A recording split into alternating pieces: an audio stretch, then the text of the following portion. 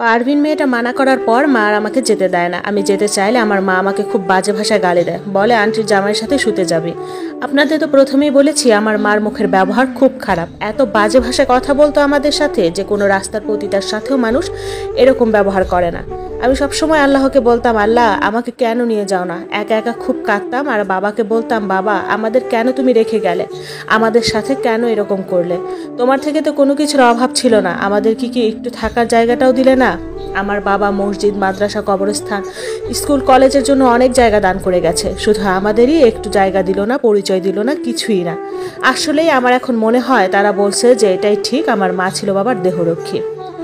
অনেকবার বৈঠকের সময় তারা আমাদের লাওয়ারিশ, রাস্তার মানুষ, অবৈধ বলেছে। সোজাসুজি আমার মাকে আমার বাবার প্রথম বউয়ের মেয়ের জামাই বলেছে আমার মা নাকি দেহরক্ষী ছিল। সময়ের অপেক্ষায় আছি, কোনো একদিন উত্তর দেব। সেদিন উত্তর দেওয়ার মতো কোনো ভাষা ছিল না। কতজনের দরজায় দরজায় ঘুরছি সাহায্যের আশায়, করেনি। প্রথম করবে বলছে, এরপর আর করেনি, কারণ তাদের মানা করে দিত আমার বাবার প্রথম ঘরের সবাই। তাদেরকে সবাই চিনত, সমাজ প্রতিবেশীর সবাই, আর আমাদের একটা রাস্তার কুকুরও চিনত না। আমার সৎ ভাই ছিল আওয়ামী লীগের নেতা। আমার মা বিভিন্ন সাহায্য নিয়ে আজম নাসিরকে বলছিল, কিন্তু সাহায্য করেনি, কারণ আমার সৎ ভাই রাজনীতি করতো, এখনো করে। আর আমাদের জীবন এভাবেই চলছে, মানুষের দ্বারে দ্বারে। আর এদিকে ঋণের বোঝা মাথায় উঠতেছে। কোর্ট একটা সময় আমাদের কাছে ওয়ারিশ সার্টিফিকেট চায়, কিন্তু দিতে চায়নি সমাজের কমিশনার। পরে দালাল ভাইয়াগুলো 2 লাখ টাকার চুক্তিতে ওয়ারিশ সার্টিফিকেট নেয় আরেক কমিশনার থেকে। এখানেও দালালরা জালিয়াতি করে, তারা টাকা দিয়েছে 40,000 আর খাতায় লিখে 2 লাখ। এভাবেই চলছে এগুলো। আমরা কারো কাছে কিছুই চাইনি, শুধু চেয়েছি আমাদের হক। কারো কাছে 1 টাকাও চাইনি। আন্টিটার বাসায় আর যাই না। আন্টিটা বলছে, কিরে যাস না কেন? আমি কিছুই বলিনি, চুপ করেছিলাম। ক্ষুধার জ্বালায় পাগল হয়ে যেতাম আমি, আমার একটু পেট ভরে ভাত খেতে মন চাইতো। আমার একদিন মনে আছে, পারভিন মেয়েটার বাসায় মেহমান আসছিল। ওরা অনেক ভালো ভালো রান্না করতো, আমাদের দিত না। তো ওদের একটা মেহমান ভাত এটো করে বেসিনে ফেলছে, আমি সেই ভাত বেসিন থেকে টুকাই খাইছি। আমার থেকে সেদিন একটুও ঘৃণা লাগেনি। সেদিন বিকালে দালাল একটা ভাই আসছিল, যাওয়ার সময় 3,000 টাকা দিয়ে গেছে। সেটা পারভিন দেখছে, কারণ আমাদের বাসায় কেউ আসলে পারভিন বসে থাকতো। ও নানা রকম তালবাহানা করে টাকাটা নিয়ে গেছে। তারপর আমাদের 1 কেজি চাল দেয় রান্না করার জন্য। এবার আমি কান্না করতে করতে মাকে চিল্লাই বলি, মা ক্ষুধার সহ্য হয় না, সব টাকা তুমি ওকে কেন দাও? পারভিন সামনে ছিল। পারভিন আমার মাকে বলে, আপনার মেয়ে আপনার ভালো চায় না। কিরকম করে টাকা মনে হয় আমি খাওয়ার জন্য নিছি? আমাকে মা খুন্তি আর চিরুনি দিয়ে এত মারা মারছে আমি বোঝাতে পারবো না। পরে দিয়ে রাগ করে আমি দালাল ভাইদের মধ্যে একজনকে সব বলে দেই। আসলে সেটাই ছিল বড় ভুল।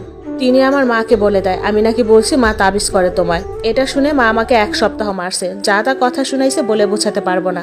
আমি নাকি সব নষ্ট করে দিছি তাদের বলে দিয়ে। এজন্য 20,000 টাকা লাগবে তাদের মন থেকে এগুলো মুছার জন্য।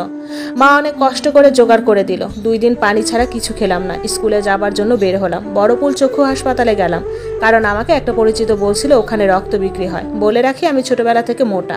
তো হাসপাতালে গিয়ে বললাম রক্ত দিব। তারা বলল তোমার রক্ত নেওয়া যাবে না, তুমি এখনো স্কুলে পড়ো। কারণ গায়ে স্কুলের জামা ছিল। আমি সেদিন স্কুলে চলে গেলাম। স্কুল ছুটির পর বাসায় যেতে একটা খাল পড়ে, সেখানে একজন মহিলার থেকে ভাত খুঁজে খেলাম। একটা মহিলা বলল, তুমি ভাত খুঁজে খাও কেন? মহিলাগুলো মানুষের বাসায় কাজ করতো। তারা ভাত দিল ফুলকপি দিয়ে। খেলাম কান্না করতে করতে, কারণ এই জীবনে কখনো ভাবতে হয়নি ভাত খুঁজে খেতে হবে। বাসায় গেলাম, মা বলল ভাত খা, খেলাম না। পরদিন মাকে বললাম, মা স্কুলে কাজ আছে, নর্মাল জামায় যাব। মা যেতে দিল। আমার তেমন ভালো জামা ছিল না, বেগুনে একটা জামা ছিল ভালোর মধ্যে, ওটা পরলাম। গেলাম চক্ষু হাসপাতালে। 2015 সালে রক্ত দিলাম। মাথা ঘুরাই দিয়েছে। 400 টাকা দিল আমাকে। আমি সামনে বড়পুল বাজারে গেলাম। মুরগি খেতে ইচ্ছে হচ্ছিল, মুরগির দোকানে গেলাম। মুরগি 180 টাকা করে দোকানদার বলল। আমি জিজ্ঞাসা করলাম মুরগির চামড়া আর পার কেজি কত? বলল 30 টাকা। আপনারা হয়তো চিটাগাংয়ের কেউ থাকলে জানবেন, বড়পুল বাজারে মুরগির চামড়া পা বিক্রি করে, কারণ অনেক ক্রেতা মুরগির চামড়া আর পা খায় না। তারপর দেশি করলা কিনলাম 15 টাকা কেজিতে। 2 কেজি করলা নিলাম। বড়পোল মোড়ে বিক্রি হওয়ার ন্যায্য মূল্যর দোকান থেকে 3 কেজি 40 টাকা দরে 1 কেজি তেল কিনলাম। 1 পা পেঁয়াজ 10 টাকা দিয়ে। এগুলো নিয়ে বাসায় গেলাম। আমার কাছে আরো 100 টাকা ছিল, তা খাতা কলম নেওয়ার জন্য লুকায় রাখলাম। মা জিজ্ঞাসা করলো এগুলো কই পেলি? মাকে বললাম স্কুল থেকে টাকা পাইছি 300, তা দিয়ে আনছি। মা রান্না করলো, পেট ভরে খেলাম 1 মাস পর। বলে বোঝাতে পারবো না কতটা খেলাম। সেদিন রাতে অনেক জ্বর আসলো, অনেক খারাপ লাগলো। শেষে রোজা আসলো। আমি প্রতিদিন সকালবেলা নামাজ পড়ে আল্লাহকে বলতাম আমরা যাতে নতুন জামা কিনতে পারি। যাই হোক, সে বছর ভাইয়ারা টাকা দিল ঠিকই, কিন্তু কিনতে পারলাম না। পারভিনকে টাকা দিলে খুব ভালো, টাকা না দিলে খুব খারাপ। এর মধ্যে আমাদের ফ্ল্যাটে তার মামাতো বোন উঠলো এক রুম নিয়ে জামাই সহ। আমরা তো বাসা ভাড়া দিতে পারতাম না, একটু কমলো বাসা ভাড়া 4,500 টাকা হলো। পারভিনের সাথে ওর মামাতো বোনদের অনেক খাতির, কারণ ওদের টাকা আছে, ভালো ভালো খাওয়াতে পারে, আর ওদের থেকেও শুষে শুষে আমাদের মতো টাকা খাইতো। ঈদ আসলো, পবিত্র ঈদের দিন আমি একটা লাল ছেঁড়া জামা পরে বসে আছি, ঘরে চাউল নাই। বিকেলের দিকে পারভিন 1 কেজি চাল দিল, তা রাখলাম, খেলাম। আমার মা আমাদের কোনো আত্মীয় স্বজনের সাথে সম্পর্ক রাখতো না, যেতামও না। এর মধ্যে আমি স্কুলে যাওয়ার সময় একটা লোককে সবসময় দেখতাম, কথা বলার কারণ উনি আগে বস্তিতে পাশের বাসায় থাকতো, চিনতাম। একদিন স্কুল থেকে ওনার বাসায় গেলাম, 100 টাকার জন্য মা পাঠাইছিল ওনার বইয়ের কাছে। গিয়ে দেখলাম বাসায় কেউ নাই। আমি ওনাকে জিজ্ঞেস করলাম, আন্টি কোথায়? উনি বলল বাইরে গেছে, চলে আসবে। এ বলে উনি আমাকে বসতে বলল। উনি বাসার সামনে গেল, আমি বসলাম। উনি বাহির থেকে এসে আমার সামনে দাঁড়ালো, হঠাৎ করে আমার মুখটা ধরলো এবং হাতগুলো বাঁধলো। বলে বোঝাতে পারবো না কতটা অসহায় ছিলাম সেদিন। উনি আমার জামা কাপড় সব খুলে আমাকে ধর্ষণ করলো। আমি ব্যথায় কাঁদতেও পারছিলাম না। উনি আমাকে বলল চিল্লায় লাভ নাই। উনি আমাকে ওই দিন 300 টাকা দিল। তারপর জামা কাপড় পরে রিক্সায় করে বাসায় আসলাম। চুপচাপ কাউকে কিছু বললাম না। মাকে 100 টাকা দিয়ে আর 200 টাকা নিজের কাছে রাখলাম।